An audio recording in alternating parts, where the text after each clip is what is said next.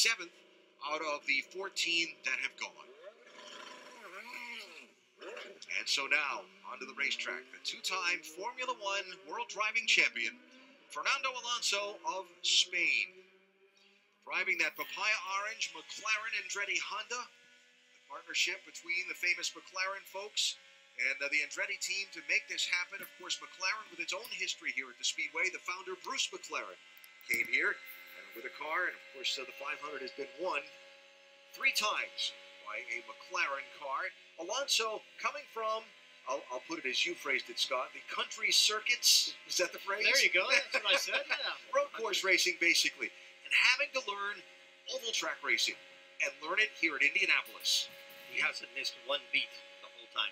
You talk about a lot to absorb in a short period of time, and yet everyone you speak with around the team, we spoke with Rob Edwards, who is the Chief Operating Officer of Andretti Autosport, the technical head of the IndyCar team, said he's been so impressed with the way not only has Alonso learned, the way he's interacted with the team, his participation in the briefings and so on.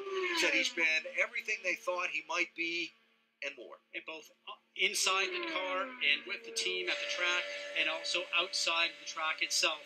And he said he was a driver that wanted to go over and be in the simulator every morning to get to understand more about the Indianapolis Motor Speedway. It looks like he's making a couple adjustments now on the steering wheel, maybe on the fuel trim. Not too sure, but here we go into turn 1. Now for him, this is the most important 10 miles that he'll spend here in the month of May. I don't want to be negative on his Formula One ride, but this is the first time this year he stands a chance of winning a race. Let's sit and watch his line. Straightaway speed into 3, might get to 2:37, 38. This is a good run.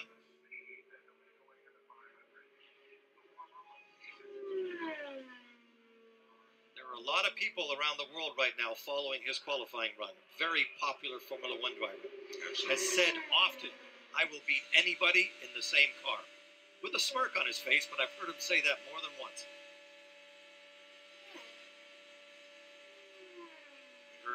Interviewed Fernando Alonso earlier. He talked about he was still 8 or 10 cars away. Nerves weren't too bad as they got closer. Jan, I know you were down there watching. It's a good run. Yes, it is. This is incredible speed and amazing. He's in 4th gear. Michael Andretti told him, of course, team owner, said, after the 2nd lap, I think you're going to want 5th. We also heard from some of the drivers, if you're in the rev range, 4th works as well, and he's showing incredible speed. Amazing run for a rookie so far. So far, he has the quickest time, but he has 2 more laps to go. Not the quickest, the 2nd. He's tracking 2nd for the moment, but he's got a long way to go still. Well, the hard point is now, as you can see him move out towards the wall, is as tires start to go away from you just a little bit, you have to alter your line through the turns to compensate for that when the car starts to slide. Does he have that experience yet? Will he get this right in this run? Maybe not, but for certain looks like he might be in the top 5 or top 9 for tomorrow. Maybe he'll have a shot to take what he learned here today and put and apply it tomorrow. White flag for Alonso. Speeds are dropping a little bit. You can see his lines maybe a little tight on the entrance, so you turn the steering wheel a little tighter mid-turn, scrub a little bit of speed. You don't have these straightaway speed. You're not exiting the turn. You could not have put up your hand between the wall and the That's car. what I just said. Turning in a little earlier, scrubbing speed, and using a little bit more road on the exit. He's been changing his line as he goes through. As tires wear, you want to turn in a little later, make Right an now, apex a little later. He's just holding on right now. And glad it's the last corner. And he gets to do it again tomorrow.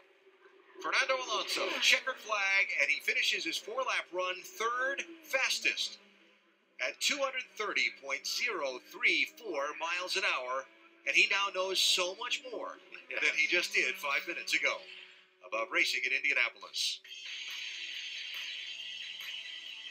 A new experience, someone of great worldwide interest in this month of May. The McLaren Orange and Fernando Alonso. Welcome to Indianapolis.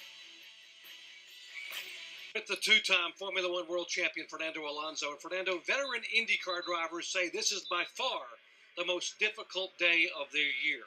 How would you describe your first attempt to qualify for the Indianapolis 500? Well, short and intense, isn't it? I think, yeah, obviously with the weather today, we only had this chance, only one opportunity. I'm not totally happy with the run itself. You know, I could, find a little bit more speed here and there. So if we are lucky enough to win the Fast 9, I think tomorrow will be much faster than today. What did you learn about your car in this place today that could help you tomorrow if you're in the Fast 9? Well, I think, definitely every day keeps changing. I was talking with the team yesterday.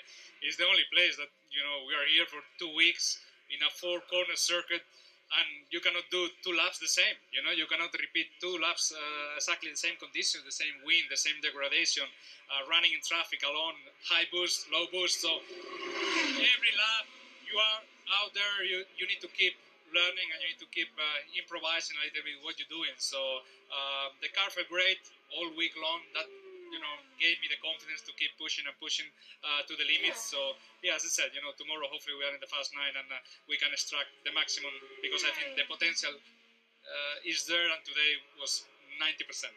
Okay, the potential is there. Fernando Alonso, over 230 miles per hour, Alan, got out, talked to engineers, talked to a lot of people here with the Michael Andretti team, thinking they've got more for tomorrow if they get a shot. All right, Doc, thanks. England's Max Chilton on the racetrack now for Chip Ganassi Racing. Interesting summation there by Alonso, huh? How 4 corners, a week of practice, and yet no 2 laps are the same.